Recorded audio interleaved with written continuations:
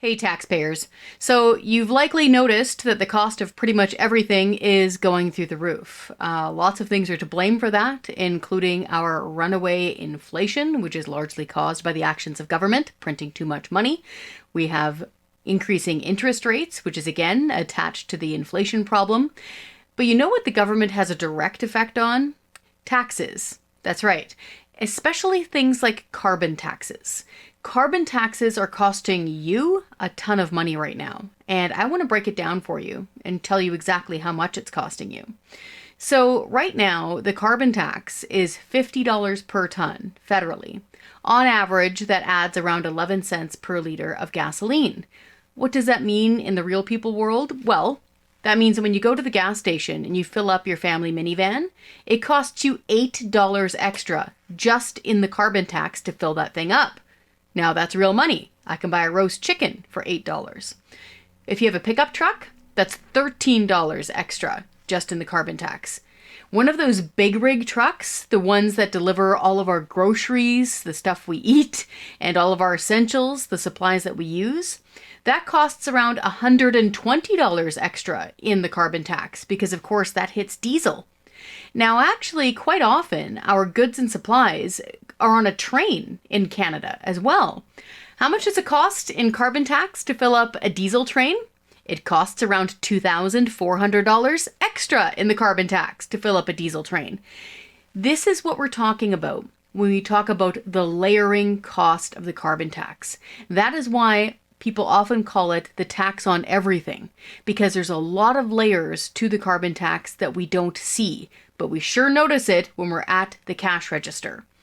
Now, keep in mind the carbon tax isn't just on stuff that we use to fill up our cars. The carbon tax punishes us for heating our homes. Yes, the federal carbon tax adds 9.8 cents per cubic meter for natural gas, 7.7 cents per liter of propane, and 15.9 cents per liter of furnace oil. Yes, some folks still do use that to heat their homes. We put out a call a while back to our supporters, asking them to send us their heating bills from the winter. We wanted to do that so we could get an idea, on average, of how much fuel folks are using to heat their homes during the winter, and therefore, of course, how much it costs them in the carbon tax. Buckle up. The family bills for the carbon tax, for propane, for example, for 1 month was $77 to heat their home in the winter. For natural gas, it was $105. Again, this is just for 1 month. And for furnace oil, it was actually an older couple who relied on their furnace oil. They had to get it filled up twice a month in Ottawa. That cost them around $70 just in the carbon tax. So you got to figure, with all these compounded costs of the transportation and delivering our goods and the heating of our homes, that would be enough carbon tax pain and punishment. But actually not. Farmers actually have to pay the carbon tax to dry grain. How do they do that? They use propane and natural gas to do that. What eats grain? Pretty much everything. So again, that's the extra added layer of expense of the carbon tax. Now, before some of our friends across the dinner table try to say things like, well, you'll get more back than you pay out. Number one, we know that's silly. The government does not have a magical money appreciation machine. It's not like an investment that we make and they're going to be able to give us more money back. No, that's not how this works. So number one, that's nonsense. Number two, the Parliamentary Budget Officer also found that that's indeed nonsense. Even after all of these factors are brought into the equation, even after the federal rebates are mailed out, Canadian families are still out typically hundreds of dollars by the end of the year because of the carbon tax. And folks, it's just going to get worse if we don't do something.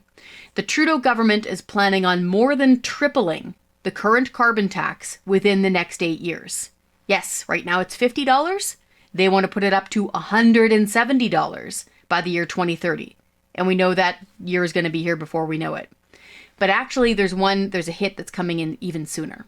He's going to jack up the first carbon tax this April. Okay, he's going to increase it by $15 a ton. And two, he's going to impose a second carbon tax on Canadians. On average, that's going to cost between an extra 9 and 11 cents per liter of gasoline, depending on where they land on this thing. This is a government fuel regulation that's tucked into their rules, but it's essentially a second carbon tax. British Columbia has had a second carbon tax for years, and it costs around 17 cents a liter of gasoline. That's one of the reasons why British Columbia is leading the parade on this unaffordability journey that we're all on here. So what can we do about this? Well, it's essential for you to stand up and be heard. It is essential for you to fight back. If you cannot afford these cascading effects of the carbon taxes, you need to pick up the phone, and you also need to send an email to your member of parliament. Go to parl.gc.ca, parl.gc.ca. That's the federal government's website. Look up what your member of parliament is, who they are. Just type in your postal code. It'll pop right up. Send them an email. In fact, send them your grocery bill. Send them a copy of your heating bill. Highlight the carbon tax on it. Tell them that you won't stand for this anymore, that you can't afford this, and that you expect them to scrap the carbon taxes.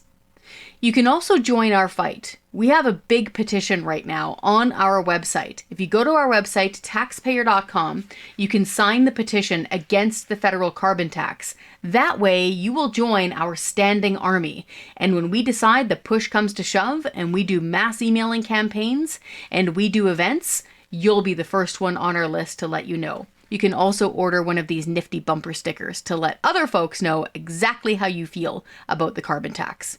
So head on over to our website, taxpayer.com. That's how you can help us fight for taxpayers.